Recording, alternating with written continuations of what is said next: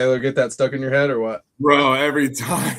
I just had him do it live. I beg every show that he's on. I'm like, please do the freaking the Indian thing, and he did not disappoint. So now it's absolutely stuck in my head.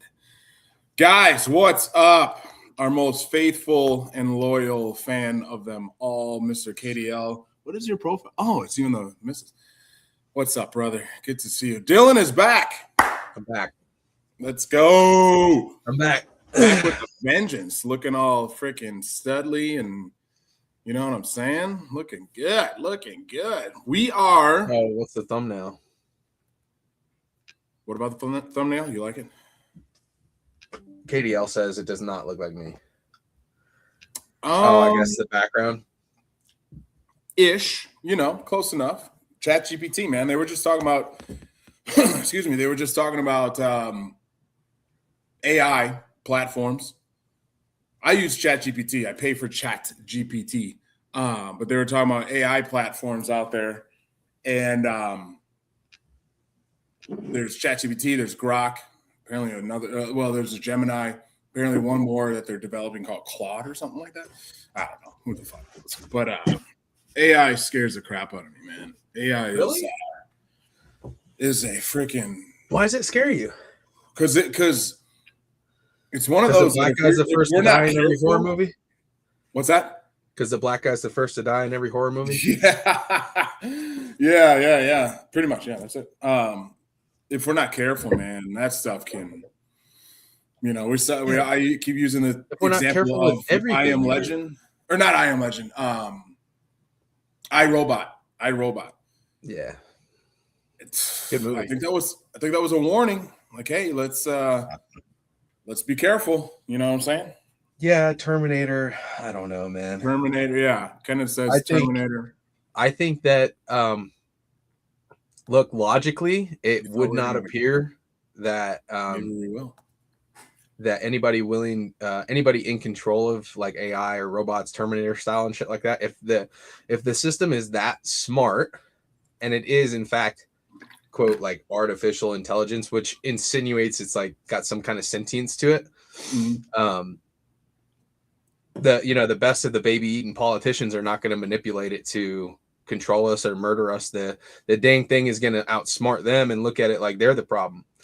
You know what I mean? Yeah, so maybe that's my glass half full take. I like that. But I really think it's smarter than that. Like, I think it's going to be like, no, I'm not wiping out a population. I'm not doing genocide. Right. You know what I mean? One can only hope. Only hope. But AI is not our salvation. God is. So I'm not worried about it. Amen to that. Hi, Colleen. Life as a house germ. Hey. I don't know what that means, but yeah. Go check out it after this if you haven't. Colleen. First of all, Colleen crushing 26.2.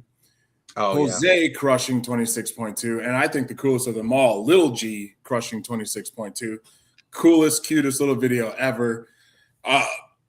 And then Savan and Dave got crushed by 26.2, but that was awesome to watch. I don't know if you caught that. That was really cool.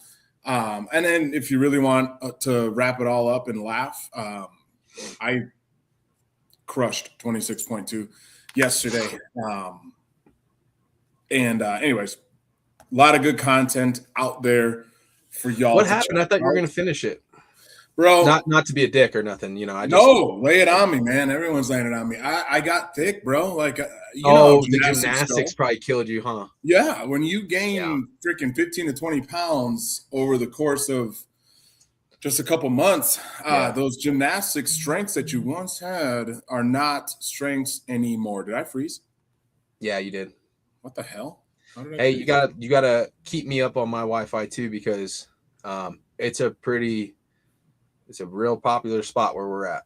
So tell everyone enough about me and my fatness. Tell everybody, what did you do this past I'm not telling people where I'm at, dude. OPSEC, Jeremy. No, not exactly where you're at, but what did Dillon and the Vowel family, what did the Vowel family do? As I try to figure out why there we go. We headed south for the winter.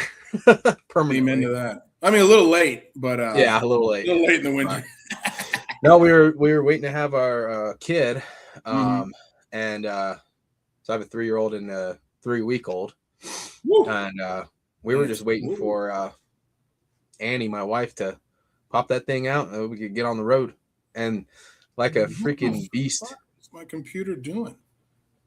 I apologize. You still got audio and shit. I don't know why it keeps doing this, man. I mean, I paid my bill. Here we go. Dude, that's awesome, man. I mean, yeah. So we moved to New Mexico. Move, huh? We moved to New Mexico from Cincinnati. New Mexico is my hometown. I left 8 years ago, and you know, here we are. God called me out there by sheer providence to go meet my wife and start a family out there, and then bring them back home. That's the long story short version of it. So cool. It's good to be back in the freaking desert and sunshine. You know what I mean? Like, yeah. What I mean, you got like you said, 3-year-old, 3-month-old, or 3-week-old. Yeah. And it's like, all right, pack up. We're out. Like, pretty much. It was chaos, dude. That's a lot. So I was supposed to fight January 24th. I was going to fight at 170. Mm-hmm. And I was walking around at like the low 180s. And then all of this shit happened with the move and everything. And I think you gain weight naturally whenever you have a kid or something. I think scientifically, some kind of science shit like that. Yeah, I don't know. 100%. But all I know is before we made the move, I was 205. Woo! Yeah, your boy was You're thick. Both thick, baby. Bro. And I've been here for almost a week now. I guess exactly a week now. We got here Saturday last week. And it fell off. It was like all the stress and waiting for the baby to come. And now that the baby came and then we got the trip over with, like it completely like I'm 190. Oh, wow. Like, holy crazy shit. Yeah. Have you felt like mood changes or anything with the weight? Yes, 100%. Dude, I feel like let me put it this way. Now that I can look in retrospect, I felt like I was dying out there. Like, and call it seasonal depression or whatever. Sure, I don't know. Maybe it was mold in my house. I don't know. But I was like ill, dude. Like, and call it whatever. But we got out here and it was like resurrected from the dead. Dude, bro, that's so I feel cool, 100,000 times better. It's crazy. That's beautiful to hear. That makes me happy. Got a few training sessions in. Haven't been able to do the open, which I'm not sorry about, frankly. Whatever, bro. Whatever. You got bigger fish to fry at the moment. You know what I'm saying? But what is the plan? The thing is, too, Cincinnati is 800 feet elevation. I didn't. Where I live is over a mile. Wow. It's like over 5,300 feet of elevation. Jeez. Yeah, it's higher elevation than Denver. Really? Wow. Yeah, man. The Mile High City. Yeah, that air's got to be thin, bro. So I did a few sparring sessions. Your boy got cooked. I can't imagine, bro. Like, wow. You know what I mean? I trained at Ray Borg's gym. If you guys know who Ray Borg is, dude was top 3 flyweight. I remember in the world in the UFC, fought the best of them, the likes of Mighty Mouse Johnson. Ever heard of him? You know what I'm saying? So shout out to Ray Borg. That was huge, man. He just let me into his gym and let me come train and spar, and he kicked the living shit out of me, bro. Like we did conditioning for like 45 minutes, and to be honest, it wasn't even really conditioning. You know what I mean? But my body was like, "Yo, this is the hardest like boot camp conditioning like thing I've ever felt," just because of the elevation. I felt like I didn't have oxygen, and so I've heard it takes like 2 to 4 weeks to acclimate, so we'll see. Yeah eventually you'll get there. I was in Southwest South Dakota last year, July, and I forget that, I want to say elevation was somewhere where we were at. It's called Sacred Mountain. It was 4,000 to 5,000 above, something like that. And wow, man, that first workout I did, I'm like, it's unreal. It makes you feel like you never worked out. You feel completely out of shape. Yeah. So I was not jumping to do the open. You know what I'm saying? Yeah. No. Like I'm no reason. I'll do the workouts eventually, just because I love the open workouts. I've done them all. Oh, they're great. They're great. Yeah. When you have time, absolutely. Yeah. That one looks fun too. I love a good. What do you call that? Is that a chipper? The second one. The second one. Yeah, for time, and I mean, you do come back to two of the movements. So some people be like, "Oh, that's not a chipper," but like whatever. It's a chipper. I was just thinking because they progressively get. Well, I guess the lunges don't change, right? And that's the only thing that doesn't change. Yeah, it's two really cool workouts. It just looks like a fun workout. It looks like an ass kicker, but it looks like a fun. It's super fun. Sympathy weight. KDL says sympathy weight. Yeah, that's so he got sympathy weight because he's having a baby. I just got fat. But and then the stress too of moving and everything, and and then I swear to you, dude, I've been here a week and I'm 190 already. I didn't do anything. That's amazing. I worked out twice. I did 2 sparring sessions. That's amazing, man. It's not like I'm running 5 miles a day all of a sudden and changed my diet. No, I've been eating like shit. It just kind of and I think my body just knew I was home or something. Yeah, the body's like, we're happy now. Yeah, it's like you're being waterboarded for real. Yeah. God, I love it when the Glintons come on. It's so cool. We feel like we made it big time. Colleen says, D feeling great. We look forward to the next pregnancy announcement. She's putting the pressure on. Congrats to you. Thanks. And the much family. appreciated. I think it's going to be a few years. We're talking about it. We kind of like the my daughter, my 3-year-old has been such a godsend and wonderful. Oh, I love for to a hear 3-year-old. You wouldn't expect it, but she's been a phenomenal big sister. It helps. You can't really like take care of her, but she's really, really caring of her. Yeah, if that makes sense. Because the alternative is she's like violent, not like on purpose necessarily, but like a 3-year-old. Just because toddlers they don't know their own strength a lot of times. Yeah, no, right. They're crazy. And so the fact that you got it, the fact that you got it, that she's like caring and helpful. Yeah, that's helpful as she can. That's beautiful, man. That's so cool. How about that feeling, though? There's nothing like seeing that, right? Like the first time your older one met the younger one, and you're just like, wow. And the other thing is, too, bro, this is gonna sound weird. I did not feel the love, like the overwhelming love for my firstborn for like 3 months. Okay. I was on my brain was comprehending what was going on. Okay. I was on guard dog mode. I was so crazy. Like, I'm already crazy as it is. Like, I have guns and a German Shepherd, and I'm ready. Like, fuck around and find out. You know what I mean? Yeah. And I'm already paranoid. But like when Aspen came, my firstborn, I didn't know how to like care for her, love her, but I knew how to protect her. And so my brain was just like, freaking, you hear a noise, like just. You're shooting flies off the wall. Like you're just like, oh. Yeah, absolutely.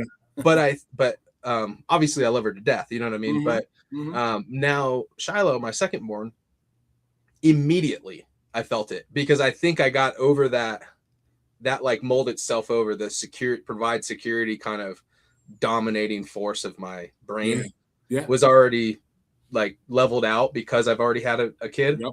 And so I felt the love like immediately, and I don't want that to sound like. No, it sounds perfectly normal, bro. Like I totally get that. That. There's a process in all of it, man.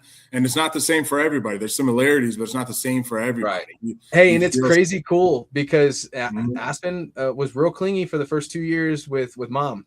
But now she's like my little G, my little companion. She's always like wants to be with dad and help dad. And she didn't do jujitsu or anything yet? Yeah. So we're doing jiu-jitsu at Michelle Watterson's gym, the Karate Hottie. She's a phenomenal teacher. My goodness. I mean, the way she wrangles these kids is like wrangling a basket of cats, but she does it like so effortlessly. And to have a UFC star and a black belt, teach 3-year-olds, it's pretty cool. It's you don't need those accolades for your kids, but like, it's just someone I want my daughter to look up to as like being a strong woman. Hey, this is what a strong woman looks like. You can be real pretty and you can be real badass at the same time. Dyllon ain't kidding when she says she's pretty. She's pretty. And she's she's honestly like one of the sweetest person I've ever met. Like she's so giving and charitable. She's a phenomenal teacher. I mean, I have nothing but wonderful words to say about her. She's been so great. Well, put in the good word for me because that's kick you in the head. A lot of women. I'd let her. Hey, whatever you want to do, Michelle, let's go. Dude, I love to hear all that. That's so cool. So yeah, jiu-jitsu. We got into jiu-jitsu right away, and my childhood friend, whom I grew up with, we were best of friends, inseparable, and we always talked about us having boys, and our boys were going to grow up together. And lo and behold, we both had girls. Oh, he had two girls too. Oh my god! Yeah, and his daughter irony, goes dude. there too. So now our daughters are doing jiu-jitsu together, and they're inseparable. The irony. Cool. That's so funny. We got exactly what we wished for, except we just thought it was going to be boys, you know. And fortunately enough for us, is girls. And I think we all kind of think that, you know, like guys, like I'm gonna have my boys, and whether it's jiu-jitsu, baseball, basketball, whatever, wrestling, you know, what they're gonna do. And that is, my firstborn was a girl, and I'm like, all right, cool, you know. And she's still 13 now, my little homie. And then I had my son, and I kind of had that expectation that he was going to be my sports kid, my boy. He could give a damn about sports, dude. He could care less. He's a good kid. He's athletic, but he don't care. You know what I'm saying? Yeah. Like, he's into adventure stuff and outdoorsy stuff, and so just nurturing. Get him into rock climbing, man. Yeah. I'm trying to find certain things to get them in, and I'm really trying not to force it. You know what I'm saying? Like, I was forced to do this and do that. Yeah. It is what it is, but hey, let's do something, man. You know what that seems to be pretty typical of boys and their fathers. Like, for some reason, I know a lot of boys do what their father does, but there seems to be like 50% or maybe even more of like boys that grow up and their dads maybe living a little vicarious through them, which doesn't appear that you're doing that, you know. But it just seems like there's a natural thing to young boys who want to do the opposite of their dad. Do you know what I mean? Like, I know a guy who's in construction. He builds multi-million-dollar homes. He's built his business on his own. It's kind of his one-stop shop. He's just himself. He's got like 2 employees, and that's it. And he has a son, and that dude went off to be a DJ. You know what I mean? Like, that's so the crazy, opposite dude. of like what? Yeah, not even in the same realm. Yeah, that's so funny, dude. That's funny how that works. I don't know what that is. That's just like, you just want to immediately, so early on, you want to get out of the nest and get out of the out from under the wing. Pops. Sure. Yeah. I think for me, my dad was very like, you have to do this, and you're going to do this, and if you don't do this, and I wanted to prove him wrong. Right, so I went out. My mission was like, prove him wrong. Like, I can do it the way I want to do it. Right. That's what I did, and here we are. Yeah. 22 years later. What was I going to say? Oh, chat. If for those that are here, go tell the CF Network folks to get their tails over here. We're stalling on previewing the card, but tell them to get their tails over here. They're probably still on, aren't they? Yeah, I'm guessing they're probably going to wrap up soon, but we're not going to let them stop us. Let's talk some UFC. We got us up here. There we go. We got UFC, man. Woo! I'm trying to contain my excitement. This part's crazy, dude. This is insane. UFC 326. We got Charles. May I just say, hold on a second. May I just say, bro, I am so happy. You know what time the main card starts? For 7 p.m. Is it 7? Yeah. Yeah, dude. Isn't that dope? Bro. Isn't that awesome? I've had 10 p.m. fucking main card starts. You're watching at 12:30 a.m., 1 o'clock a.m. by the time the last fight's finished. Yep. I mean, bro. And then you can't go anywhere. You got kids. You can't go anywhere when the fights are that late, because you got to take the kids back home, you know. But it's now this evening we'll be going to one of my friend's house, and we're gonna watch the fights together, and we're not concerned about it because it starts at 7. You know, that is huge, man. It's amazing. That is absolutely this move was huge. I'm so pumped. That East Coast time, man. The East Coast time when it came to UFC or you know, TV shows or the late night shows. I'm like, yeah, how they do that stuff, man. That's crazy. But that is huge for you. So tonight, UFC 326, we got Max Holloway and we have Charles DuBronx Oliveira for the BMF Baddest Motherfucker title. And there's been a lot of debate. Is this title legit? What weight class should it be in? Should it be in more than one weight class? A lot of different things.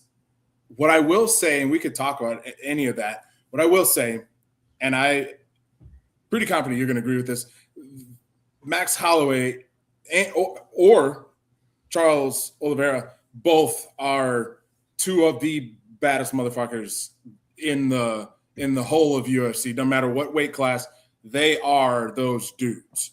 Both, Yeah. I mean, Max Holloway, dude has over 3,000 significant strikes in his career. Number two, of course, the name escapes me right now, is like thousands behind him. I mean, just the infamous Max Holloway versus Justin. Do you remember Gaethje, what weight class number 2 was? Points at the bottom of the thing, and what's that? What weight class was number 2? Do you know? I think it was light. I think it was either lightweight or lighter. And it's a name we all know. Would it be DJ? BJ Penn? DJ. Ooh, it might be Demetrius Johnson. Who holds the second most? Because he doesn't have a ton of finishes, and it's a lighter weight, which means more volume. We got. What is this showing me? Oh, it's just showing me all Max Holloway. Yeah, okay. I know. We know Max Holloway has the all-time. Who has the second most? Most significant strikes. Top. Whoops. Let's see. I would guess Mighty Mouse. It's got to be a lighter weight class. You know what I mean? Top. That's what I would think.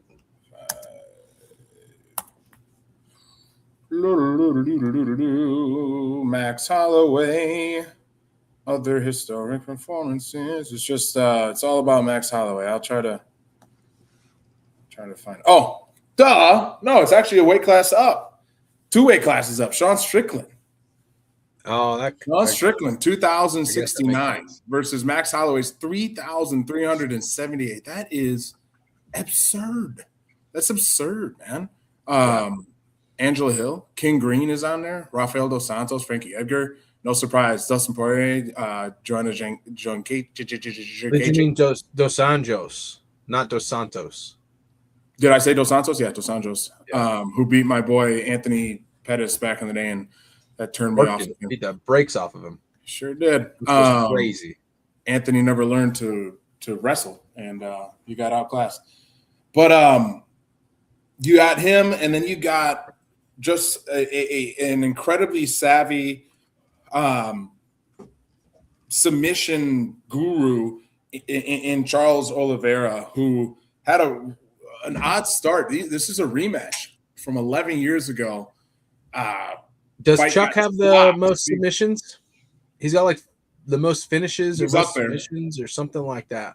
Definitely. Yeah, when he and Max fought the first time, it lasted like a minute and he broke his collarbone. Yeah, he had a neck, they call it neck collarbone injury. Fight had to be called. It's technically a technical knockout for Max Holloway. But I don't know how it's possible, but 11 years, these guys in the same weight class, both champs at different times, have not fought in over a decade. Like, so this is a decade in the making here. They have a combined 30 fight bonuses, fight of the night, submission of the night, knockout. Like, these guys are some of the most decorated fighters in any weight class you'll find out there. So this is going to be, I feel like this should have been the first pay-per-view of the year, pay-per-view, whatever you want to call it, of the year. I still think Gaethje Patty was a great fight, but this is going to be, and not just that fight, but everything we're going to preview before that, starting with some of the prelims, because there's just some big names. But like, I feel like this should have been your first card of the year, because this is going to be mind blowing. We're going to start with, there's only a couple of prelim fights that should be starting fairly soon that we're going to talk about, and then we'll jump into the main card. The first is Cody Brundage versus Dante Johnson. And the reason I want to talk about, here they are. The reason I want to talk about this, so it's Tarzan versus Hillbilly from West Virginia. No. The reason I want to talk about this is I'm calling it right now, and I want to get your thoughts on it. You know how I feel about Cody Brundage. If he loses this fight, he will not be in the UFC anymore. They will absolutely cut him. You think? Do you think? He's on a 3-fight skid, 4-fight skid? At least 3. Let's see when I hit load more. He is on a 3-fight skid. And, you got to factor in. I don't think they'll cut him. He's losing to other UFC fighters. So it's not like he's just losing to randos, but he's not losing to the best UFC fighters.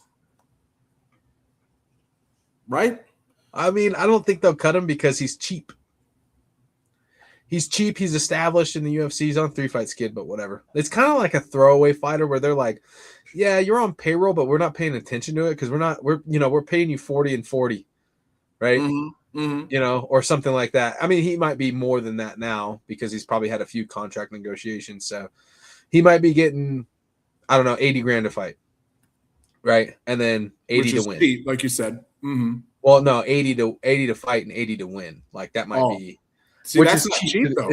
It's cheap to the UFC for a prelim guy. Yeah, I mean they're probably paying Cody. They're probably paying Cody probably like 100, 180.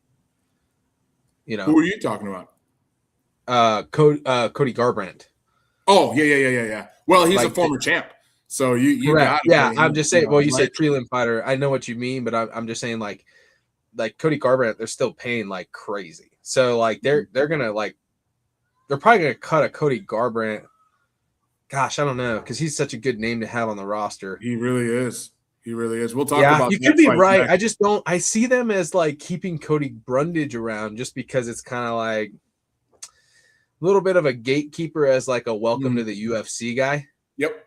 Not a gatekeeper into the top 20, what this but fight a gatekeeper is. as like, hey, try Cody out and see how you do. Yeah, this fight is 100% a welcome to the UFC. Dude, holy shit.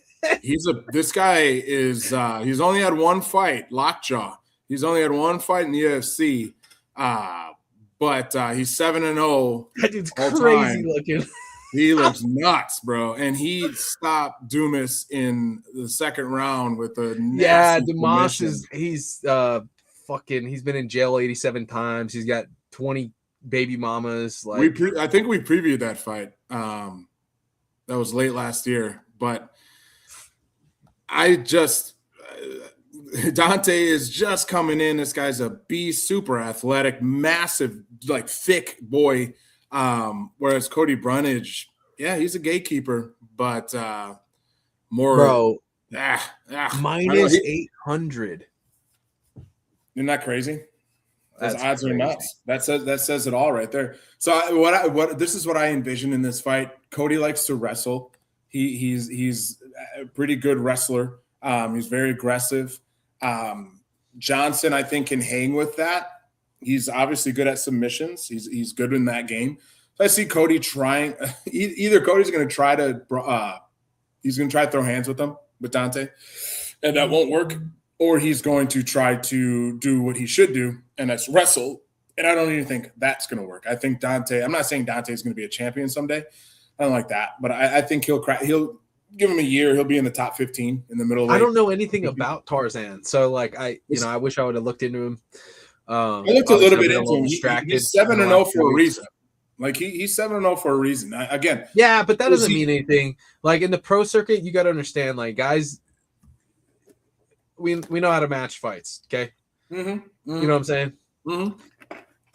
So that's fair. But yeah, I see Cody trying to wrestle. I see Dante just outclassing him, I believe, on every level. And I don't see this fight going past 2 rounds. Dante, I don't recommend this, but it's something I'm going to do. I'm going to put $10 on Cody Brundage. Yeah. Because the spread is crazy. So it's like if he actually out wrestles him and gets a freak submission or something or a freak knockout, you got $55 in your pocket. Yep. It's worth it. Why not? Screw it. Yeah. It's worth it. Have a little fun.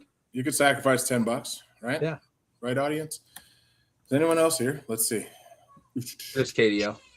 KDL. Love you, dog. KDL says you pronounce that Dante. Right? Dante? I thought it was Dante. Yeah, but he's saying it's Dante. Dante. I've never heard of the name Dante before, but that sounds like me attempting to speak Spanish and telling my daughter not to do something like Dante el do that. Oh, Dante el. Oh, that's funny, dude.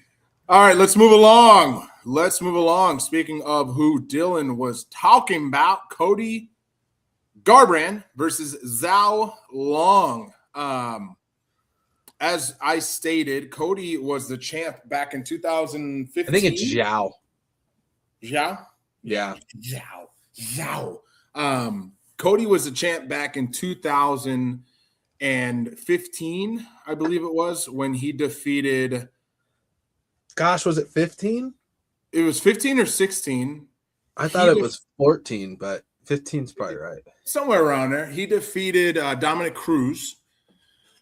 Held the belt for about a year, and I'm not sure. He lost to Dillashaw. It's Tim Dillashaw, right? No, TJ. Tim. Could be Tim. He Tim lost Johnson, Dillashaw. Is that Tim Johnson, Dillashaw? Yeah, we'll just say you were right. He lost to Dillashaw. Both obviously, Dominic Cruz, legend, coming over from Strikeforce. What was Dominic Cruz in before the UFC? WEC? He was in WEC. Sorry. He was in WEC, and he was a force. He was a champion there. He comes over to the UFC, becomes a champion. Beat Uriah Faber for the title injuries. in WEC. Say again? Beat Uriah Faber for the title in WEC. Yep. Epic battles. Those were some and I maintain, fights, hey, dude, I think, gosh, I don't know, like, this is such a sidebar, so I'll shut up, but, like, when you look at what Dom has done, you're like, fuck, that might be the GOAT. In the bantamweight division, like held multiple titles in different. His issue is that he just got injured. Different organizations. He got injured all the time, and his staying power, he's lasted forever. I mean, fuck, I don't know. But he was like comparable to Fedor, except Fedor was never really injured. Fedor just didn't do UFC. He didn't want to do Fedor didn't UFC. get into the UFC in time. Yeah, like he got into Bellator. He was already like 80 years old. Right, but he was. I was just watching him the other day doing a video. He was doing muscle ups, like bar muscle ups. That's crazy. Almost like strict. So like his arms. Hey, but Fedor fought everybody that we grew up on in the early aughts. You know, the aughts of the UFC and the tens. He beat everybody. He beat everybody that we know as a superstar in Pride. Yep. So like he was, and that's what kind of like we already saw it. We just didn't see it in the UFC. Yeah, and that's what I compared Dominic to, but for different reasons. Dominic Cruz was just hurt, man. He had knee issues all the time, shoulder and I'm not like I'm not like dissing him at all. I mean, there's only so much you can do. You know what I'm saying? Like you get hurt, you get hurt. You know, you didn't anticipate getting your elbow snapped, and it just freaking happened, right? But like to say he's the GOAT, I could entertain that argument, but there's a lot of guys that have unbelievable staying power. You know what I mean? Tim Kennedy show. I've never watched that. I used to like Tim Kennedy until I heard. No, he's saying that's like what when you said TJ Dillashaw. TJ Dillashaw called him Tim. Yeah. Anyway, so Cody was a champ, held the belt for a year, lost the belt to Dillashaw, and he's been a present. He's been present on the scene for all these years. He's just never returned back to glory, and that's why you see him on a card like this on the prelims. He's the final fight of the prelims against Zhao Long. But this is kind of his. This is his trying to stay relevant or comeback tour for Cody. I love Cody. I think he's great. I don't know much about Zhao Long. I was looking into him.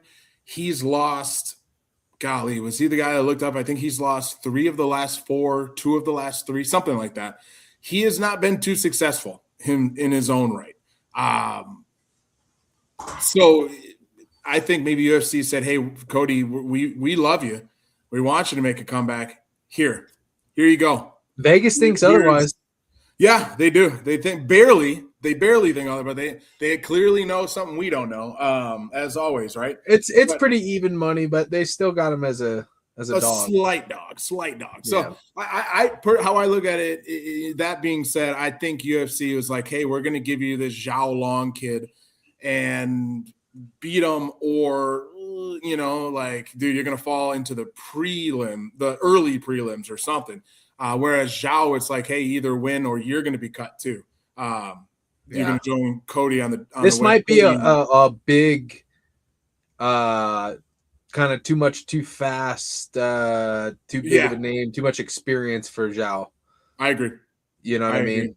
That's one of the first thoughts I had. I was like, dude, Cody is a former champ. I don't care if it was a decade ago. Yeah, he's beat the who's who. He's been in there with everybody. And this kid is like, I don't know. Vegas is looking at this wrong, I think. I think you're right on it. Like, he may have beaten some guys, but like nobody of like actual merit. He's got a ton of experience. He's 27-10, but only in the UFC. So he's lost 2 of his last 3. To like nobodies. You know, he's not fighting anybody. 1 and 2 in the UFC. Is that what it is? Yeah. So it's like, you're going against a former champ. I think Cody was kind of spoon-fed this fight, and I think he'll show up. I think he's a veteran. He's smarter, and I think he pulls it off. I don't know. You know what I think it is? Him, but I think he beats him in a unanimous decision. You know what I think it is? Like why a guy like Zhao Long is like on the roster. Give it to me. With that kind of salty record and only 3 fights in the UFC. Because he's Asian and we're trying to expand our market. I don't know. Yeah, for sure. Yeah. And so what they do is they go like, hey, it's real fucking expensive to fly Zhang Wei Li and her team out. It'd be a lot more efficient if we had 2 or 3 of her teammates on the roster as well. So they can fly them out, fill space with one kind of logistical coverage of finances. You know what I mean? Yep. So you kind of get like squeezed in there, even though you're not that good. Right, he's not UFC level, but he's not overly qualified. Right. It's kind of like you got a little favor done. You know what I mean? Yeah, that's a good breakdown. Because of Zhang. And I'm not saying he's in Zhang's camp. I don't know. But they're Chinese, so I'm assuming they just kind of combine them all anyway in the logistical side of things. You would assume for sure. Yeah. 100%. Yeah. So that's what I think that is. Like I think that's an accurate breakdown. KDL says we can tell you love Cody. Yeah, I like that. Hey, everybody should love Cody, dude. Are you kidding me? He's a good dude. He's a good dude. He brings it. He's not going to let you down. Hey, also, KDL, I love Cody because he's absolutely fucking entertaining. He's a bad motherfucker. He knocks people's heads off. He talks shit, backs it up, and also,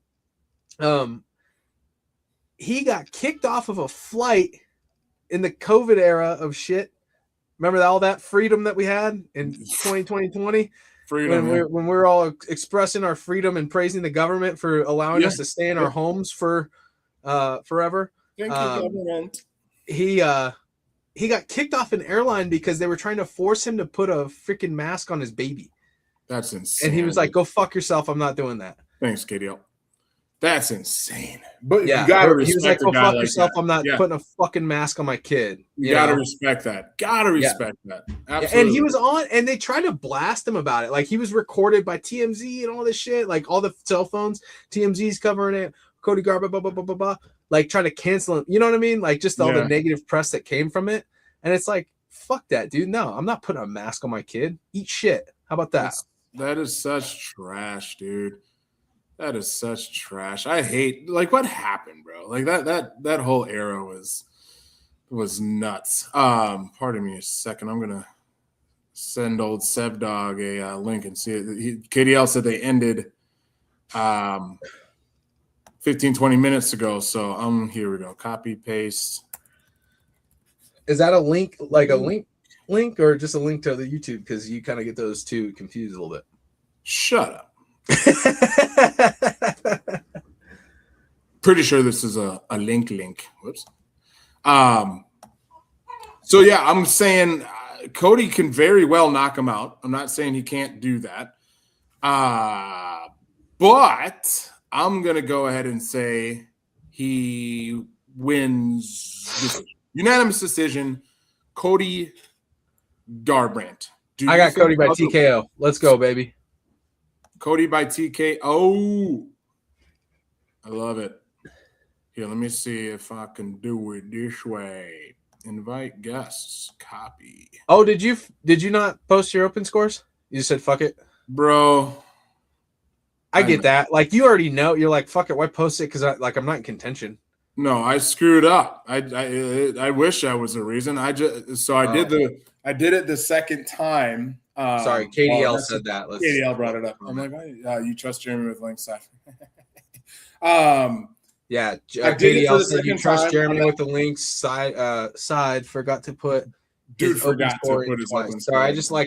I'm trying to get better at reading it for all the tons of listeners that we have, but like sometimes Taylor won't do it, and I'm like, fuck, I don't know what he's talking about. Yeah. So Monday I did it live with the girls, but I had my kids with me, and like when I'm with the kids, there's a really, really good chance I'm not paying attention to really anything else. I feel that. You know what I mean? Like totally feel that. It's us, and we're doing our thing, and so it's what 4:30, and you're limited on time with them too. Yes, exactly. You're a split household, so it's like you're trying to maybe be focused on the more important thing, right? 100%.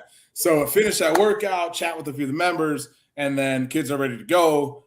So get home, start cooking dinner, blah, blah, blah, whatever, hanging out with them. And then they did a show that night. Savannah and the crew did a show, and it's past the cutoff time. And it dawned on me, I was like, oh, I didn't even put my score in.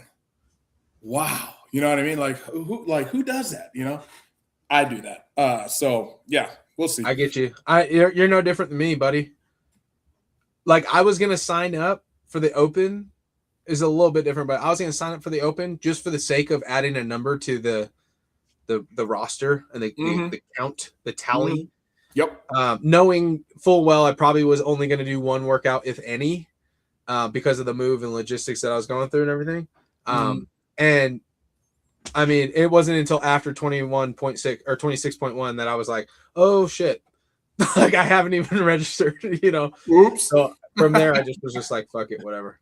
I mean, that's funny. I don't, That's funny. Hey, there's bigger fish to fry in life, so I ain't worried about it. Yeah. You know what I like when I look at these odds? We're gonna move to the main card now. For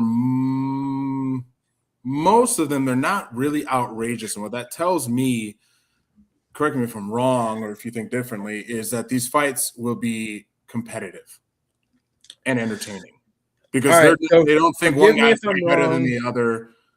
I'm pretty sure RoboCop fought Bruno before and won. Yeah. So yeah, I was gonna say we're gonna move on to that, and that was the first thing I was gonna say is they fought back in 2023, so only 3 years ago, and Ferreira knocked him out in the first round.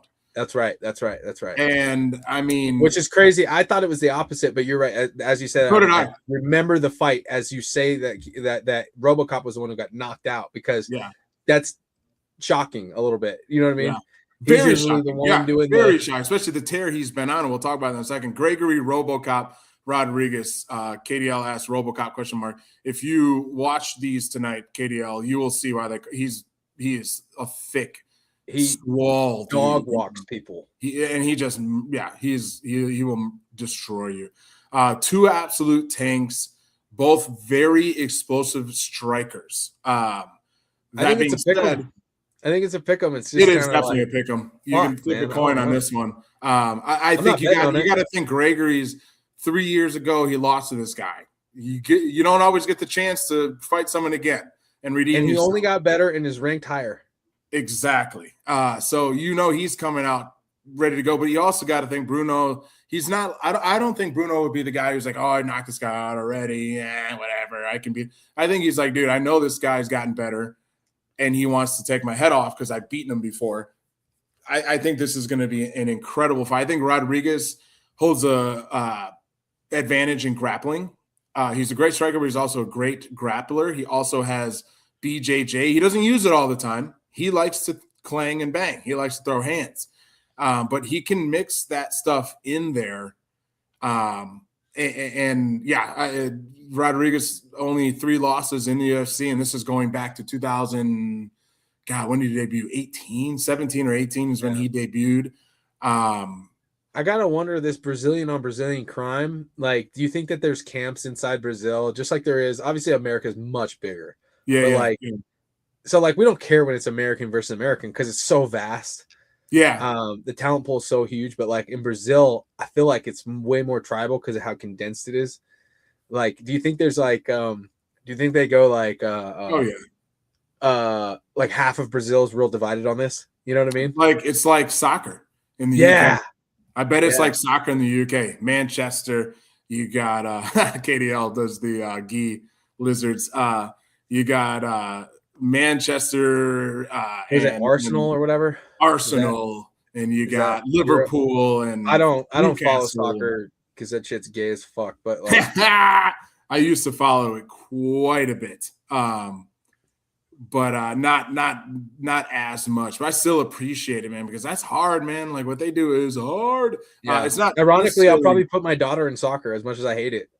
I put both Like, of them on. because I think it's My first two extremely were in like the soccer. athletic demand is wild, and the aerobic Totally. capacity it provides, you just can't beat it. So even though I hate the sport in general for what it gives you athletically and physically, yeah, tennis the same way. I think 100%. tennis is gayer than AIDS, but like you need to be an But it's extremely impressive highly athletic individual. once you realize what they're doing. Yeah, It's like, whoa, dude, like that's yeah, no joke. But so yeah, this one I think will not see the judges. I don't think nah. we will see the unless there's like a kick to the groin or an eye poke or something like that, and they got to pause it for a second. I don't think we're going to see the cage door close, the ref say ready go, and it's going to be on. It's going to be on. This is going to be a slug fest.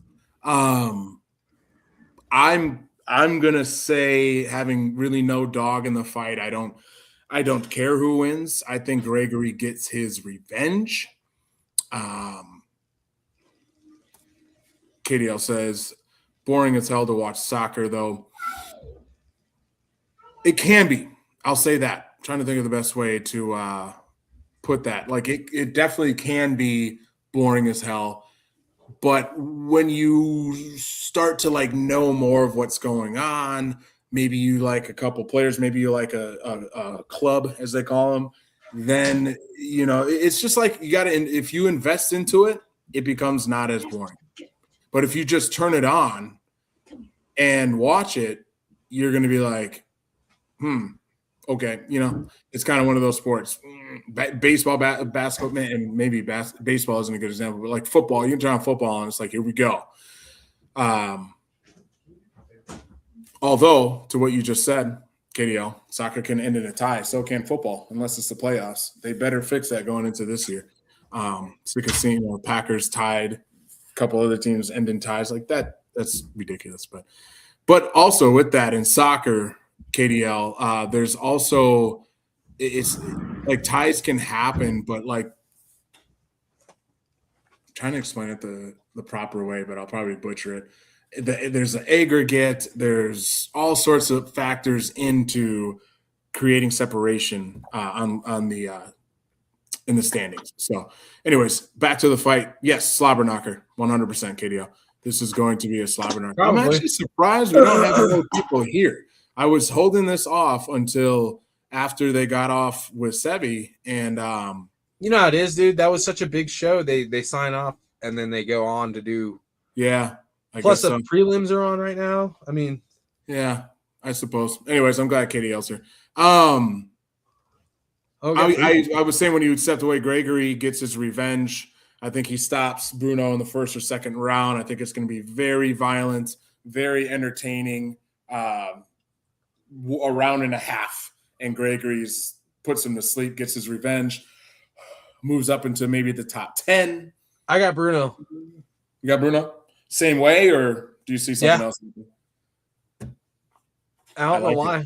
I like it. No, I like it. I mean, he's beating them all. Like, he's beating them already. Let's go Bruno by same way. I like it. I'm excited. It's going to be a hell of a way to kick off the main card, and then we're going to move to what I think has the potential to be one of the performances or fights of the night in Michael Johnson and Drew freaking Dober. Do you know the fun fact about Drew Dober? Give it to me. He's like half of his fights, or maybe more, are black dudes, and he's never lost to a black dude. Oh, wow. Yeah. Really? So if you're a betting man, You He know, is the favorite, very small favorite, but he is the favorite. I bet but I will Vegas took that say into account. He's never lost it's to a black guy important to before. note, and I don't know if it's important to note, but I will say I thought it was cool. It's something I don't care about. I think the internet's funny. Speaking of funny, pull up KDL's comment. He got any cousins named Ben? No. Grow up, Kenneth. This is a professional podcast. Dude, that's a YouTube handle. You know, we're gonna see that soon. Yes, Ben. But I guess all that internet meme shit, because I don't know if you know, Dober is like a he, from my understanding, he grew up in a predominantly black like neighborhood area, you know. Okay. So he and the he's brothers watched are the like brothers before. brothers, you know what I mean?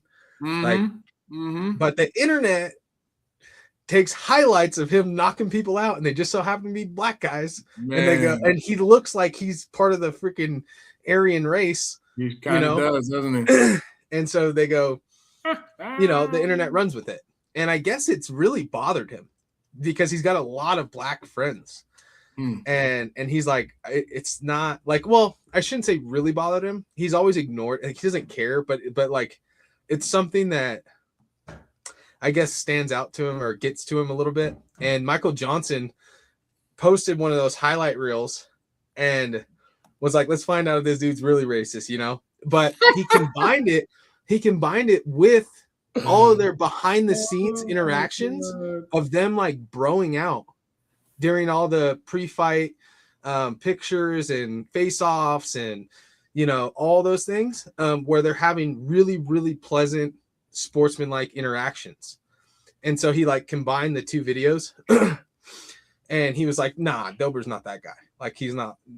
He's like, that's all internet bullshit, you know? So kind of like gave him a shout out of like, it's just internet bullshit. Michael Johnson's a good dude. And then Dober went up to him and he was like, hey, can I tell you something? Like, thank you for posting that because I get bombarded that I'm some kind of Nazi, like racist dude, you know? That's freaking nuts, bro. And you know, the internet gonna internet. Yeah, the internet is insane. I think it's silly to give it any attention. Because obviously it's a ridiculous claim, and that's the point. That's why it's funny. But that's I don't know. They have a cool dynamic. It's gonna be an interesting fight. This is gonna be guaranteed violence. That's for darn sure. Both guys are known, like you just said, especially Dober against black dudes. But both guys are known for wild exchanges and knockouts. I think Johnson, he's a little unpredictable. He's got a unique fighting style, a little unpredictable, kind of messes with opponents. Dober is more of your pressure brawler. He's going to be up in your face. Neither guy backs up. They just go forward. This is going to be determined. Someone's going to get slept. This is going to be determined by the first round. Yeah. Because Michael Johnson might be the most deadliest guy ever in the first round. Yep. And this is going to look like when he fought Terrence McKinney. So Dober fought Terrence McKinney, and Terrence McKinney knocks everybody out. Like, he has the most like finishes inside 2 minutes or something like that. It's crazy. And he just knocks people out like all the time. Terrence McKinney does. And he fought Drew Dober and knocked him down, had him on Queer Street for a long time. All of the first round was beating the brakes off him, and Dober did not go away. Look at that block head he has. You know, he got a fire hydrant head. So.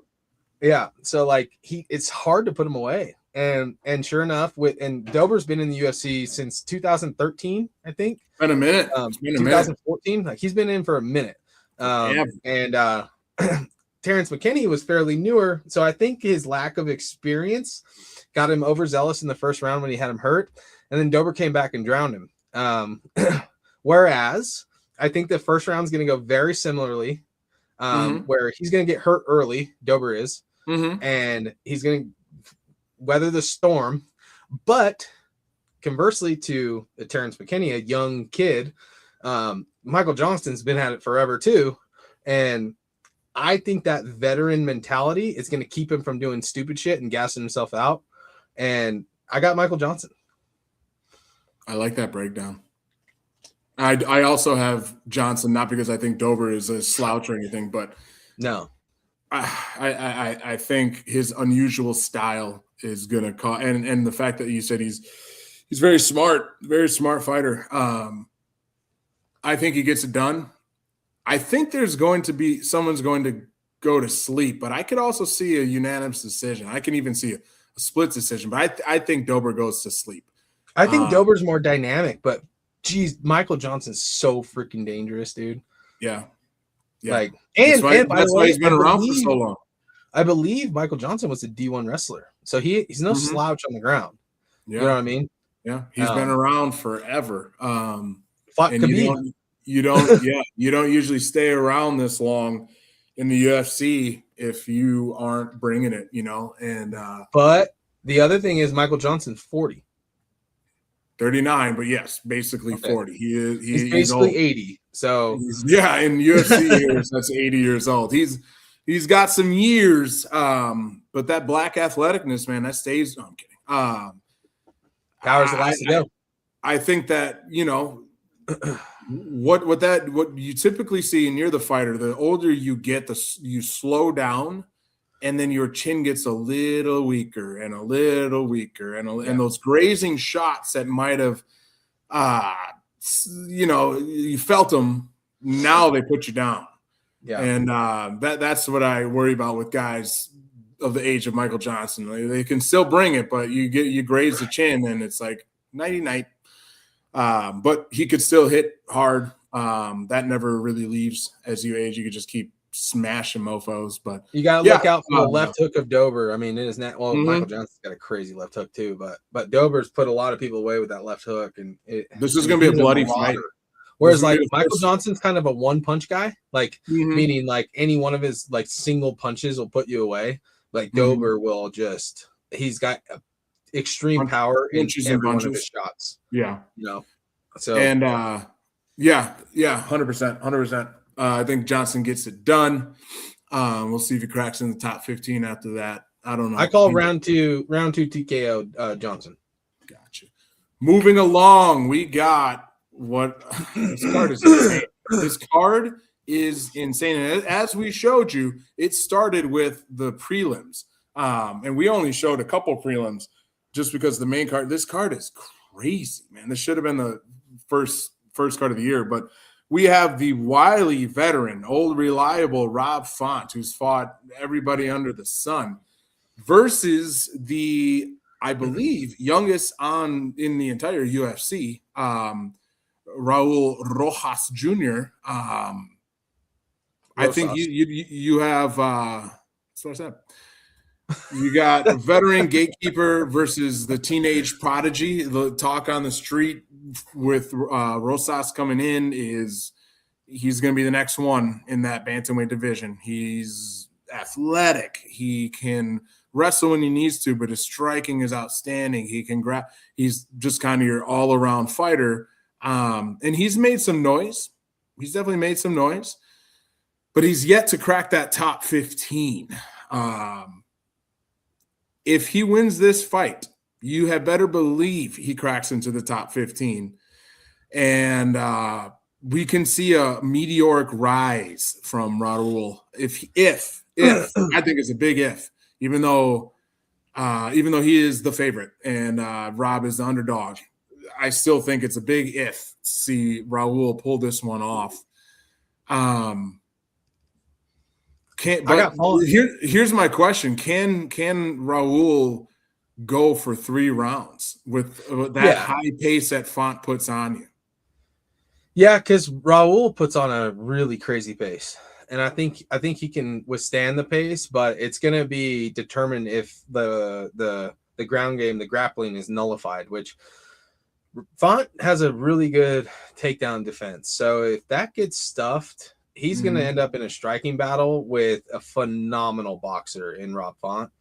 It's going to be a long night, and I think experience is going to win here. Same story with Dober and Michael Johnson. Like, the veteranship is going to carry him through the fight. I agree. So there's a part of me that wants to see Raul make that meteoric rise. I just don't think it's going to be today. I don't think it's going to be against someone like Rob Font. He's just a staple, man. Like, that guy is. And you lose no stock. Consistency. As Raul Rosas Jr., you'd lose no stock by losing a knockdown, drag out fight to Rob Font. Yeah, if you can hang in with this guy, I mean, he lost a unanimous decision to David Martinez, who just beat the brakes off of Cheeto Vera last week, which was, it's like, it's coming, Cheeto Vera. I'm going to sidebar here, but like Cheeto, like everyone is saying it takes you too long to get going. It takes you too long. He fought Cheeto last week? Yeah, and he beat him. What? Yeah, Cheeto Vera, yeah. And it's like everyone says he takes you forever to get going. And you would think you'd be like, I'm gonna prove them wrong. I'm not, but like he just doesn't do it. He comes out 2 minutes to go in the third round. Finally, you start seeing Cheeto like, okay, here we go. And where was that? Why does it take you 2.5 rounds or 4.5 rounds in title fight? Like what? Why, bro? I didn't even know Cheeto fought last week. Yeah, David Martinez pieced him up, man. But Rob Font loses, unanimous decision to a guy who's just, Martinez is bouncing up the rankings. But you see prior to that, some competitive fights. He wins. Are you sure he fought? Hold on. Are you sure he fought last week? Martinez? Yeah. Check it out. He had like half purple hair. Oh, that's upcoming. I need to look at past. He had like half his hair was purple and shit.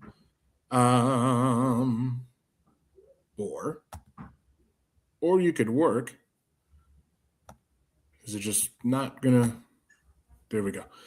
Moreno, that was an amazing fight. Holy crap. This Kavanaugh kid is no joke. Yeah, Kavanaugh. As you can see, Marlon Vera. Wow. Cheeto fought David Martinez. And if you go turnaround. Holy go round by round, total strikes, everything was just 71-42 significant strikes in just the first round. And it didn't get any better for Cheeto in the second round. As you could see, 19-5. David just I'm sorry, that was the full fight. Sorry. But the third round, you finally see Cheeto a little bit more even, but he just takes forever. Anyways, that was a total sidebar. Point was that Rob Font has fought the best of the best. He has proven himself time and time again. Yeah, he might be an underdog in this fight. I think Vegas sees the potential of Rosas, who's only lost once, and he's really good. He is really good. I think those odds are wrong. I agree. I think that's the second fight that we're going to agree that the odds are just not right. I didn't do that. That's weird. But yeah, I think that's the second fight where we're going to say, yeah, the odds are just wrong. I'm going with Font. I don't think he'll stop him. I don't think it'll be a knockout, but I'll give him a unanimous decision. I'll give Font. Font will just outclass him and show him why he's a veteran. And again, Raul is the youngest guy on the entire UFC roster. That's a lot of fighters. He's the youngest guy. He's got experience, but I think his time is coming. It's coming. There's a lot happening in that division too. There's a lot happening in that division. It's really messy. It's like if you're Rosas, like you said, he's not going to lose any stock, and it's not like you are in contention to fight for the belt anytime soon. So let that stuff play out at the top. Take this loss. I'm not saying take this loss, but when you lose, take the loss, get better, and we'll see you rise. We'll see you get up there, but I don't think it's yet. We got Puerto Rico, Mexico. Sometimes a loss right here where you could potentially make it in the top 15 is better for you as a fighter and your longevity of career because you got the experience of fighting the tough fight in the top 15 guy. And you lost to him, but that loss gives you so much more experience than maybe if you beat him, you know, and then you're going to get thrown really to the fucking wolves, you know? So if he loses, it's going to be a benefit to him. Easy. Yeah. That bantamweight division is just full of monsters. So you don't want to get thrown to the wolves too soon, man. And he's got so much time. Yeah. You could argue Rob Font is kind of throwing him to the wolves a little bit because this guy is just no joke, but yeah, he'll get there. The co-main event, which every fight I feel like I've said could be the fight of the card. I mean, there's just so many good fights. We got Barralo versus the Ritter. Borjalio. You think that's how it's Caio Borjalio. Yeah. You guys get it. We'll wait for Bruce Buffer to absolutely nail. Did you see that was that last week or the week before they honored him and did like a whole video? Oh, I was like, dude, that was, I love that guy. And then they had him, I think it was during or before or whatever. They had him up with the guys talking and just, they were interviewing him, and it was just, he's a special dude. He's going to go to UFC. Did you say UFC 400 was when he retires? Yeah, something like that. I think that's what he said, right? Somewhere around there. But yeah, what a good dude. But he'll nail that name. Anyways, we got Elite Grappler versus Elite Grappler. We got a guy in the Ritter who is former if you remember, ONE FC double champ.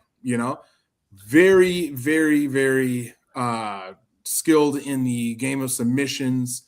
Versus, I think he won a world title grappling as well. Yeah, he did. Yep. Versus a BJJ ace, just a very well on the ground, but much more of a striker. He's one of the fighting nerds. He's one of the fighting nerds from that team down in Brazil. Huge implication. I think, you tell me if I'm wrong, huge implications at 185. The middleweight division, kind of, you got Hamzat, you got Duplessis, who's kind of talking out of his ass, saying that in that 5th round, he could feel Hamzat quitting or something. I'm like, dude, you're out of your freaking mind. He was butt fucking you, excuse my language, the entire time. Anyways, you got Hamzat, you got Duplessis, you got Strickland, and not that there aren't any other guys, but there's a lot of question marks. So like, this division's wide open, at least from 10 to 5 in the rankings, right? I think we have a guy who, the Ritter, I think, is going to be looking to grapple and can I submit this kid? Can I get this kid down, get him in a vulnerable position, and finish him in some sort of submission? Whereas Borjalio, I believe, is going to want to strike and strike and strike. I'm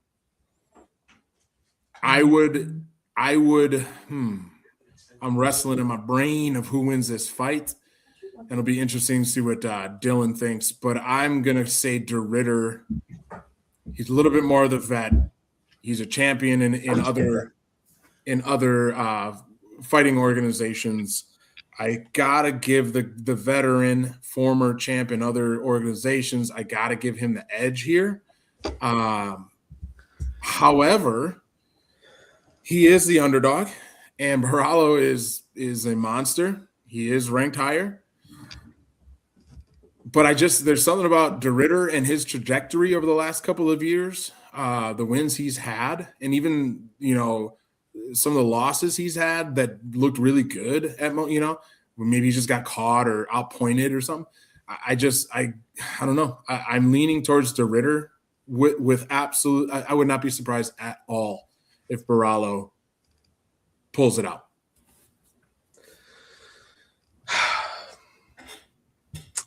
I think De Ritter's going to catch him in a submission. That's literally what I think is going to happen. I give it a round and a half, something like that, and we get a De Ritter sort of submission. Borjalio gets a little too aggressive, gets himself in some sort of vulnerable position, and that's all she wrote. That's all it takes against a guy of De Ritter's level of jiu-jitsu and submission game. He's a monster. I mean, you look at we were looking at some of Borjalio's wins, albeit impressive. When you look at De Ritter, yes, he lost against Allen last year. He got knocked out.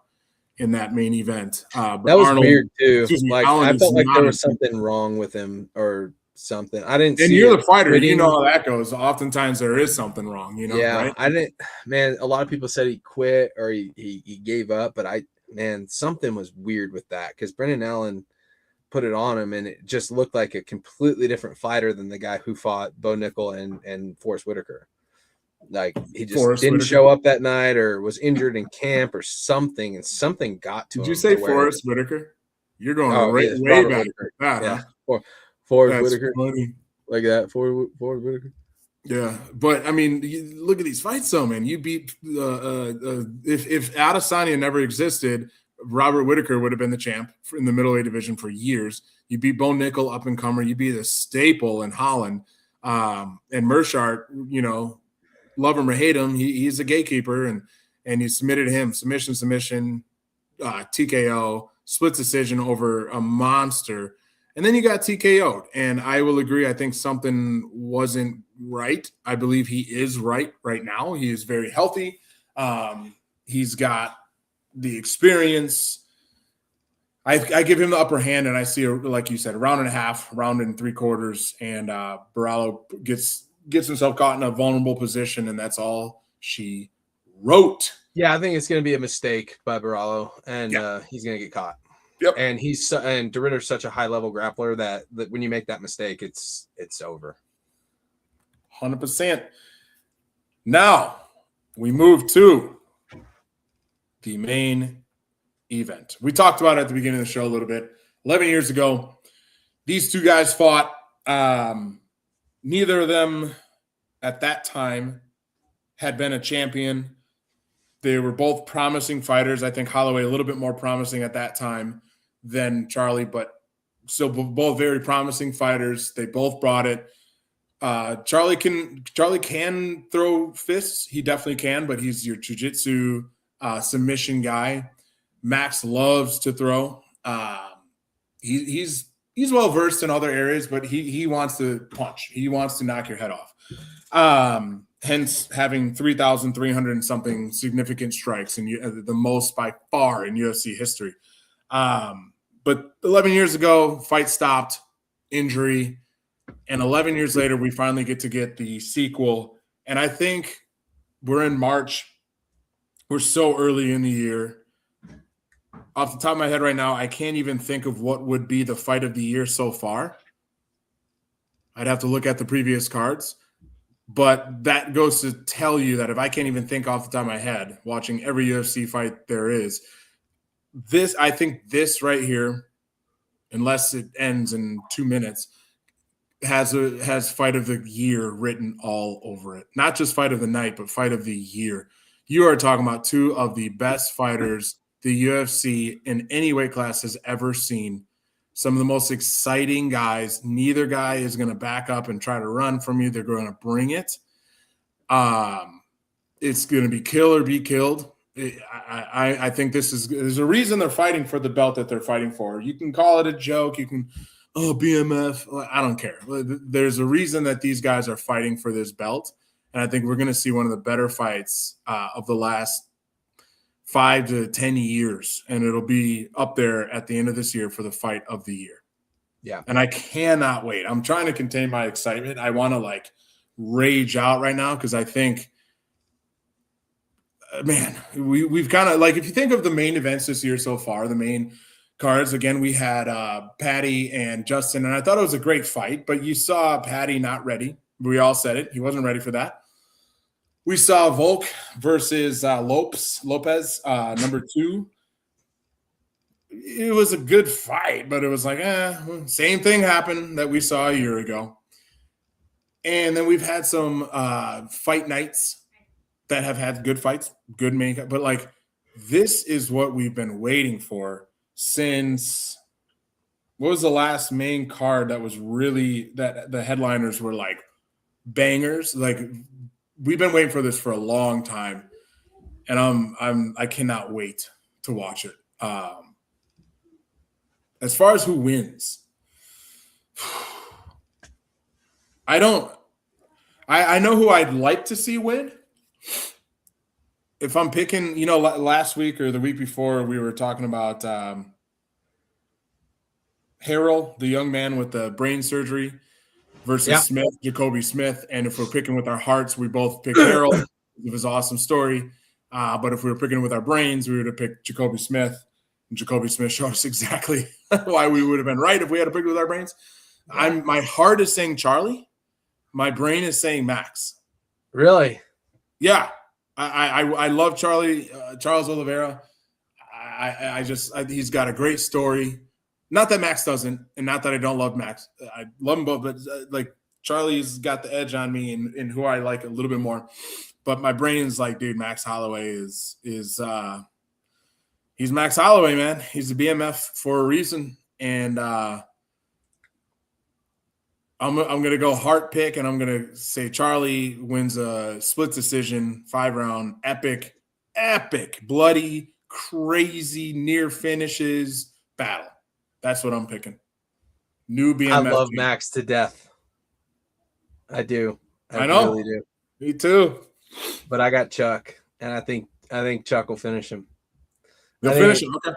Yeah, I think it'll be a submission, and what round? Not because it won't be competitive. I think it'll be extremely competitive, and like you said, it'll go down as like one of the craziest fights. Jean Silva and Diego Lopez. That was a 2-round fight. That was like that rings in your head forever. Yeah. Just because of the crazy excitement and the buildup and the like how these two styles like kind of match up. Mm-hmm. I think Charles has a phenomenal boxing. Max Holloway's striking's better, but Charles is good enough, and he's been in the 55 division a lot longer than Max has, and I think he's a lot bigger than Max. And he just fought Topuria. Yeah, well, they both fought Topuria. They both fought Topuria. They both got knocked out, right? But I think as far as the likes of whom Charles has fought in the 55-pound division, his strength of schedule is way better than Max's. Mm-hmm. So I just have to assume. I mean, he's fought Islam. He's fought Justin Gaethje, Dustin Poirier, Ilia Topuria. I mean, come on, versus Max fought Dustin and Ilia and who else? Everyone, dude. He's fought in the 55. He's fought Volkanovski a couple times. In the 55 division, so he beat Justin Gaethje, right? For the BMF. Beat Dustin Poirier. Look at that. There's 3-fight freaking resume right there. That's crazy. Yeah, but look at Charles's. I know. I'm going to pull that up next. Yeah. And then you go down. Those top 3 right there are insane. But then you go down to Korean Zombie. Zombie. He beat him. Korean Zombie's a throwaway. Dude was, well on his way out already. Washed. Definitely washed. Yeah. Arnold Allen brought it. Definitely brought it. He brought it, but Arnold Allen's a young guy, needed more experience. It's just not the same. And that was at 45. So, I think that his last 3 fights were at 55, and Charles has been at 55 for quite some time. I mean, he's fought Volkanovski 3 times. Yeah. 3 times. You fought one of the best fighters of all time. Split decision and then lost twice. Yep. You fought Dustin Poirier 3 times. You knocked out Brian Ortega. You knocked out Jose Aldo, and Jose wasn't on his way out yet. It was 2017. Aldo, you beat him twice. You knocked out Jose Aldo twice. You knocked out Anthony Pettis to take the championship from him. If memory the interim, right? Or was that the actual? I think it was the actual. Pettis was the champ at the That's the time. right. You Yeah. beat Lamas. Lamas was a staple back in the day. Not the best ever. Ricardo Same with Lamas, Jeremy Stevens. He just beat everybody. Jeremy Stevens is doing bare knuckle boxing right now. I wish he wouldn't. He's a killer. Find something else to do, man. No, Jeremy Stevens is good in bare knuckle. He's kind of born for that, but I just don't want to see the dude's brain turn into scrambled eggs. But whatever. So I mean, that resume is just out of this world, and then you got the Bronx, whose resume is insane. I mean, you beat Gamrot, you submit Gamrot, who is legit. Topuria, is just in a different league. He's just in a different league. there's not much to say there. You beat Chandler. You lose to Arman, who should be fighting for the belts at some point this year. That guy is amazing. Like these. But by the way, like that loss to Arman was like split decision. Yeah, and could have went either way. I would have argued it for Chuck, but yep, I think the Bronx won that. But you beat Dario Staple, knocked him out. Yeah, Makhachev beat you, but it's freaking Makhachev. But look at this; these are all huge contenders in the 55 division. Yeah, and there's not even there's not one guy on here. Okay. As I say that, Kevin Lee is kind of like, you know what I mean? Okay. Yeah. You know, but like everybody he fights at that time, Jim Miller, at that time were formidable dudes. Yeah. Clay Guida. Jim Miller. Jim Miller's old. At that time, though, Jim Miller was not as old. He was still old. He was old, but not as old. But yeah, so both we get the same thing, real old. But still, my strength of schedule that I view from Chuck on the 55 division, I think he's fought way harder opponents at the top of 55, and Max just hasn't been there. Not that he can't deal with them; he's obviously been able to deal with them with the likes of Justin Gaethje, Dustin Poirier, you know, finishing them, and then he looked fucking good against Taporia until he got knocked out in the fourth round. He looked very good until he did. It was competitive, and then it was that was in the fourth round. You know what I mean? Chuck got knocked out by Taporia in the second. Is that right? Was it the first? It was 227 into the first. Fuck yeah! See, like, so I mean, oh man, it's so hard to pick. I got the Bronx. This is a pick 'em, like you were saying about the Ritter. I think this is a pick 'em. This is I think Max being a minus 200 is crazy. I think it should be a pick 'em, easy, even money. I like there's. But again, unless there's something we don't know, that's a very odd odds. So hard to say. Freaking I got the Bronx. Check this submission. I think he's gonna catch him in submission.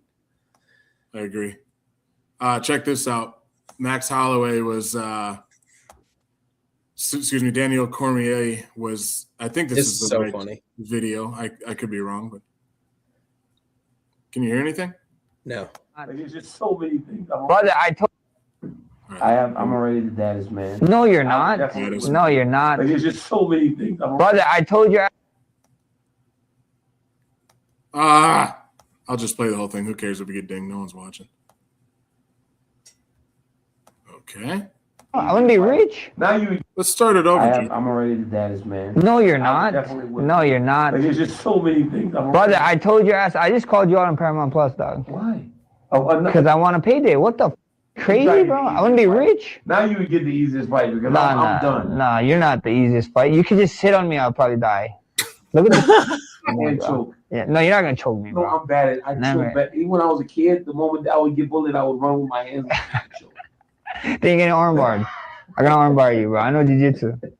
Basically, if you watch the whole interview, Max Holloway is like, "Yeah, I'll fight you. Like, I don't know, whatever. I'll fight you, Daniel Cormier." And they've had this banter going on for so long. And if you don't know, Max Holloway for the longest time fought at 145 and was always calling out Daniel Cormier for being fat. And he wanted the when they made the baddest motherfucker belt, the BMF belt, Max Holloway went on Rogan and called out DC for the daddest motherfucker belt because he's like, I'm more dad than you, and he's like, you're taking everything I work for, you're eating all the food because you're a heavyweight. And so he did the Nate Diaz speech when Nate Diaz called out Conor McGregor when he said, Conor McGregor, you're taking everything I work for, motherfucker. You know, like he modeled that speech and like did it, but like was like DC, you're taking everything I've worked for. You're eating all the food. You know, he always calls him fat, and he's like, I'm calling you out for the daddest motherfucker belt. You know, and like they've had this back and forth for so long, and it's hilarious to see this 145-pound guy call out a heavyweight champion. You know what I mean? That's the irony of it, dude. Like he's 4 or 5 weight classes. That's Oh, it's funny though. But such a fun relationship. I love it. Yeah. Every time DC gets to interview him, we get this banter, and I wait. I always wait for the interviews because it's always hilarious. Because Max Always a is good always calling and talking shit to DC. It's beautiful. All right, so that's that. We'll review it we'll review it next week. I think we're in store for an epic night. Go check it out. Like, subscribe to the channel. Again, we said it earlier. Go check out. I did 26.2. Joseph did it. Colleen did it. Little G did it. Dave Castro and Savan did it. It's been really cool. Go check that out. If you want to see a really cool video, CrossFit HQ went to Proven this morning, and they did Fight Gone Bad. So you get to see Lucy McGonigal, Colton Mertens, a handful of other athletes take on Fight Gone Bad, which coincidentally was written for a UFC fighter, BJ Penn. Greg Glassman wrote that workout for BJ Penn. Did I just go Lost your again? image. Well, yeah. Yay. That's our cue. Black square on us. That's our cue. That show's almost over. Right on, brother. So freaking go check some of that out. What else is going on these days in the world of CrossFit? I guess that's it. Go check out some cool CrossFit content. Go check out the fights tonight. KDL, Colleen, I saw you in there. Anyone else that was watching that may not have commented, or anyone that watches this in the future, perhaps. And support the channel. Support this channel, man. Things YouTube channel. Support the sponsors. Go buy yourself some Vindicate. Get your mobility. That's what I was going to say. You just nailed it. Primal mobility. I've been dealing with some nagging injuries. Yes, I got a little heavier, but like I've been dealing with some nagging injuries and this primal mobility. Right? I'm 7 days in, and it's was that from playing hopscotch with IEDs in Iraq or what? Pretty much. You called it. But this primal mobility, man, it's top notch. Go check it out. You get 7-day free subscription just to test run it, and you get, I mean, the creator, the owner, the runner of whatever, I mean, he's DMing me and, hey, how's it going? How's it working? Any questions? Meaning he's giving you a program, but checking in on you constantly. That's he's not amazing. Just giving you a program and then just like taking your money. He's involved. Right. Hey, go do it and figure it out. Like it's incredible. So definitely check them out. Check out Taylor Williamson today. The girls just interviewed her. That was really cool. Taylor and Hiller did kiss and make up. I'm going to take credit for that because I was on the call. I was on the call with them right before that, fighting with Sevi and Taylor. And right as that was wrapping up, Hiller was asking for a link to get in there. So yeah. Hey, that was huge, dude. When I saw Hiller come on, I was expecting fireworks and a war coming from both of them, knowing kind of their personalities of like, let's duke this out. Mm-hmm. And to see Hiller come out the gates and just like a man be like, hey, I want to start this whole thing off by saying like, truly, I'm sorry. I've never felt a sincere word from Hiller. Just because it's been that's just his business model. It's not about emotion. Right. It's just about observation. Yep. And so it's no knock on him. It's just like I haven't seen that sincere side of him. Mm-hmm. And I felt nothing but sincerity as the viewer. And my tear ducts turned on when he apologized. I went, oh my goodness, dude. Yeah. That's what a man should do. Like, that was huge. It took a second for my tear ducts to turn on. I thought my first thought, and this is just because I'm old and cynical, I was like, he's only doing this for views. But then, maybe a minute later, as he there's like a direction I feel like you would go in if you were doing it for views versus the direction of being genuine. And I'm like, okay, he's being genuine. And then I was like, he could have been like, I'm really sincerely apologetic that you feel that way. Yeah, which is much different than taking ownership and being like, hey, I fucked up. 100%. And what was so much more important about it is that he did this thing where he compromised their friendship, destroyed their friendship by going public with something he could have just gone to Taylor with. So in order to make the amends, he did the appropriate steps, which was go public with the apology. Not that I'm saying you have to go public with an apology, but because he went public and that was the impetus of the crumbling of their friendship. Yeah. I feel like he was like, this is the most appropriate way to do it. Let me publicly apologize. 100%. And he was Bro, right. takes balls. Yeah. KDL, but they should have wrestled at Waza at Wadapalooza. Good Lord. They can still do that. There's still time. There's still time to wrestle. Absolutely.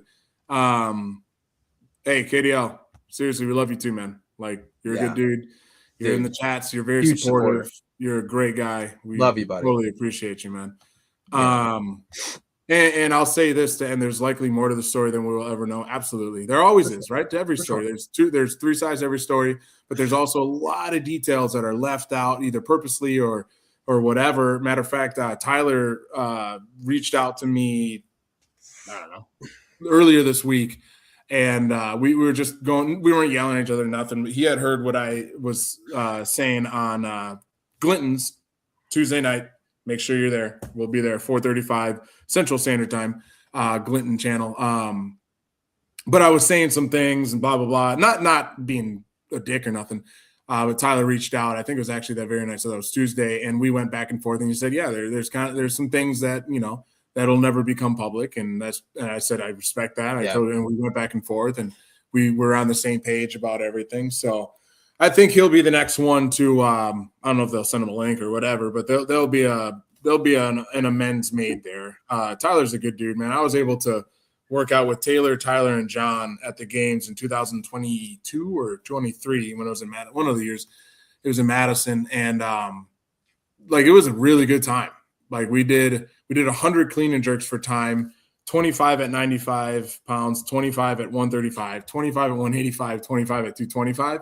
And we just, all four of us on the sloppy ground of the parking lot. And just being around these guys, they generally do like each other. They bust each other's balls, but it's good bro stuff. It's good stuff. You know what I mean?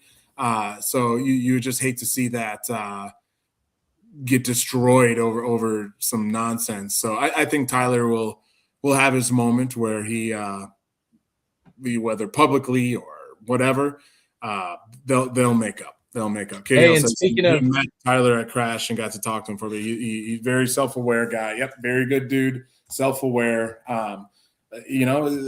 Men can be emotional too, man. And sometimes we don't handle our emotions the best. Sometimes we don't have. Well, we also retaliate. Yes. Because when we let our guard down with trust in other individuals and that becomes compromised, now you're automatically my enemy.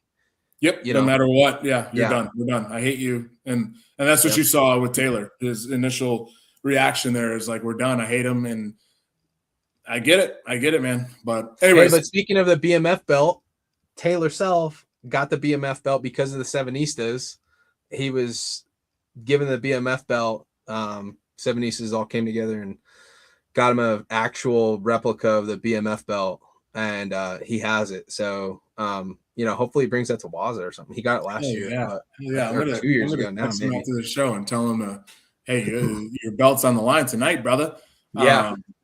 Yeah. But anyways, hey, go check out Paramount Plus. We don't have it yet. Download it or freaking add it and get your subscriptions $10 a month or whatever, and you get to watch this epic night of fights that's going to start very soon. So everyone have a great night. Have a great weekend. Glad that you are back, Dyllon. Glad to be back. And we'll keep this train moving. Love you guys. Peace. Love you guys.